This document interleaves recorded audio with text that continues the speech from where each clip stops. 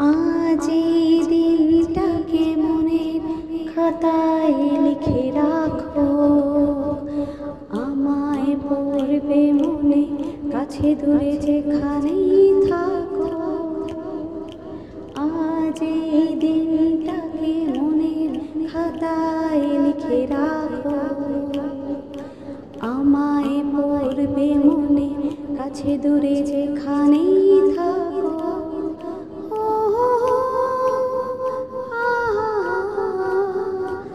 Retire হলেন, এত বড় স্কুল, এতগুলো ক্লাস, দুজন শিক্ষিকার ক্ষতি কিভাবে পূরণ হবে সেটা চিন্তা করলে আমার মনে হয় চুল আর উঠবে না আমার। ওই জন্য চিন্তা করছিলাম ওই ব্যাপারে। এই চিন্তাগুলো আমি নেক্সট জেনারেশনের জন্য রেখে গেলাম, তারা চিন্তা করবে, আমি চিন্তা হালকা করে দিচ্ছি। তো হয়েছি ম্যাডামের শ্রদ্ধা জানাবার জন্যে, প্রণাম জানাবার জন্যে, আগামী দিনগুলো যাতে ম্যাডাম সুস্থভাবে কাটান, যাতে ম্যাডাম নির্বিঘ্নে তার হাঁটু ট্রান্সপ্লান্ট করিয়ে সুস্থ শরীরে বাড়িতে থাকেন। ম্যাডামের দায়িত্ব এখন অনেক, ব্যক্তিগতভাবে আমি জানি সে দায়িত্ব। कुछ पाने की हो आशा,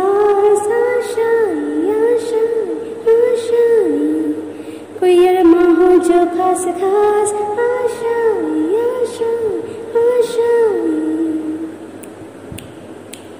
कुछ पाने की हो आशा, कोई अरमा हो जो खास खास, মঞ্চে উপবিষ্ট আমার সহকারী প্রধান শিক্ষক, সহকর্মী বৃন্দ, আমার প্রিয় ছাত্রছাত্রীরা, আমি খুব একটা বলতে পারি না, কোনোদিন হয়তো দেখাও নি তোমরা বলতে। যা হোক, আজকে আমাকে কিছু বলতে হবে।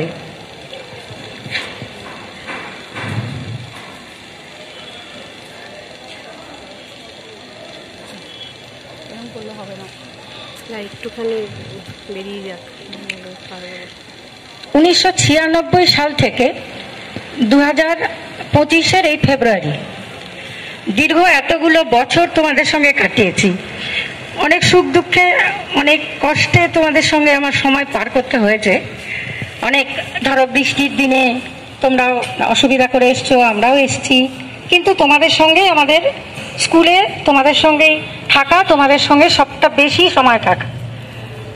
তো তোমাদের খুব বেশি কিছু আমি বলতে পারবো না, মানে বলতে চাইলেও হয়তো ভেতর থেকে বলতে পারছি না, কষ্ট হচ্ছে। তবে তোমাদের বলবো, তোমরা খুব ভালো করে পড়াশোনা করবে, আর মন দিয়ে পড়াশোনা যদি করো। আর একটা কথা, তোমাদের খুব একটা বেশি প্রবণতা হয়েছে খারাপ কথা বলা। এই খারাপ কথা বলাটা ত্যাগ করবে, এটা একদম ছেড়ে দেবে, আর বড়দের কথা শুনে চলবে। বিশেষ করে বাবা মা, শিক্ষক শিক্ষিকা, এদের কথা যদি তোমরা শুনে চলো, তোমাদের উন্নতি জীবনে অবশ্যম্ভাবী হবেই হবে। আর আমার সহকর্মীবৃন্দ এবং স্কুলের সঙ্গে যুক্ত যারা আছেন, তাদের সবাইকে একটা কথা আমার না বললেই নয়। প্রত্যেকে যেভাবে আমাকে সহযোগিতা এবং সাহায্য করেছে, সেটা আমি কোনোদিনই ভুলতে পারবো না।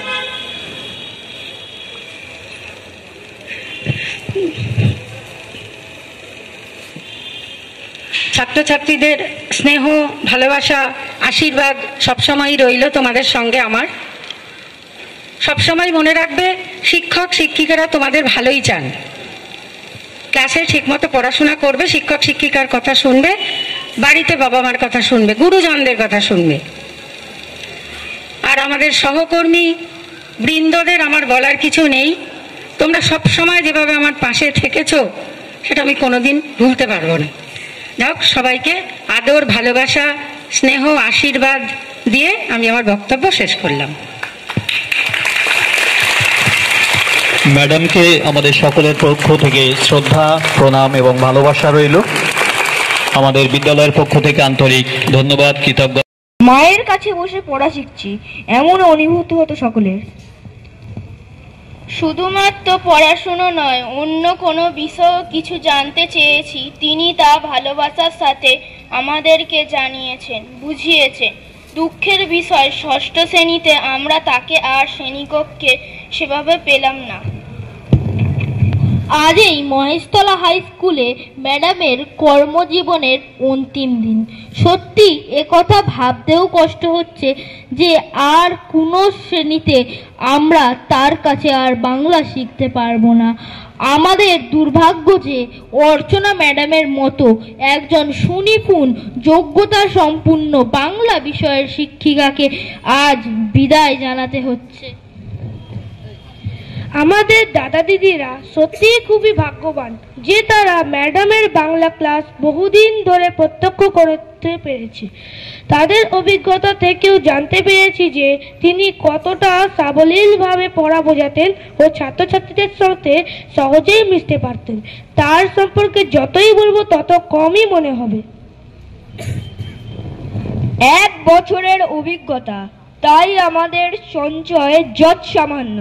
তবু বলতে পারি যেটুকু সময়ে আমরা অর্চনা ম্যাডামের সাথে শ্রেণীকক্ষে অতিবাহিত করেছি তা আমাদের কাছে অমূল্য সম্পদ হয়ে থাকবে। অর্চনা ম্যাম, আপনি ভালো থাকুন, সুস্থ থাকুন, আরো বর্ণময় হয়ে উঠুক আপনার পরিবর্তী জীবন, এটাই আমাদের প্রার্থনা। আপনার আশীর্বাদের হাত যেন সদা আমাদের মাথায় থাকে, এটাই অন্তিম ইচ্ছা হিসাবে আপনার পাদপদ্মে নিবেদন জানাই সবাই। শুভ মঙ্গলময় হোক আপনার জীবন, 7 রঙে রেঙে উঠুক আপনার মন, ভারাক্রান্ত হৃদয় থেকে দূরীভূত হোক অন্ধকার, আপনার উপদেশকে পাথেয় করে চলব মোরা সর্বদা। আপনার কাছে 6ষ্ঠ শ্রেণীর অঙ্গীকার। স্টাফ রুমে ম্যাডামের সাথে দেখা করতে গেলে তিনি সর্বসময়ই সময় দিতেন। আমাদের অভাব অভিযোগ সব সময় মন দিয়ে শুনতেন এবং খুব শান্তভাবে সেইগুলি সমাধান করার চেষ্টা করতেন।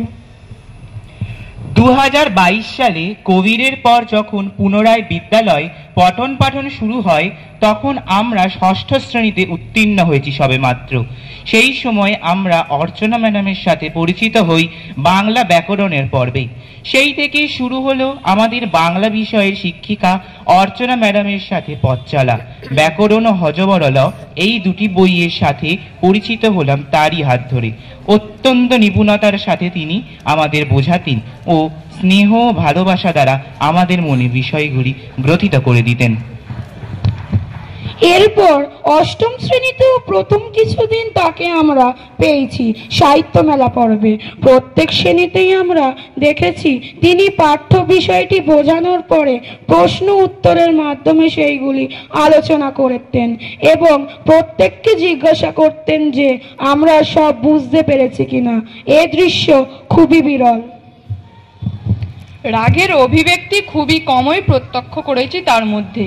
কোনোদিন কোনো ছাত্রকে তিনি বেত্রাঘাত করেননি। পরিশেষে বলি, তার এই কর্মময় জীবন আরও উজ্জ্বলময় হোক, আরও বৈচিত্র্যময় হোক, এটাই আমাদের কামনা। পরিবারের সাথে তার অবসর জীবন আরও দীপ্তিময় হয়ে উঠুক, এই প্রার্থনা আজ আমাদের সকলের মনে।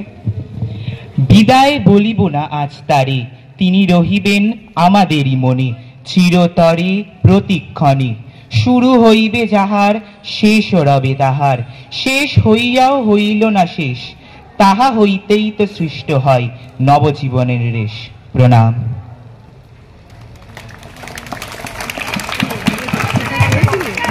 जिंदगी का सफर अजनबी अजनबी राहों की रह गुजर अजनबी, ना तुझे है खबर ना मुझे है खबर, चल पड़े हम मगर अजनबी।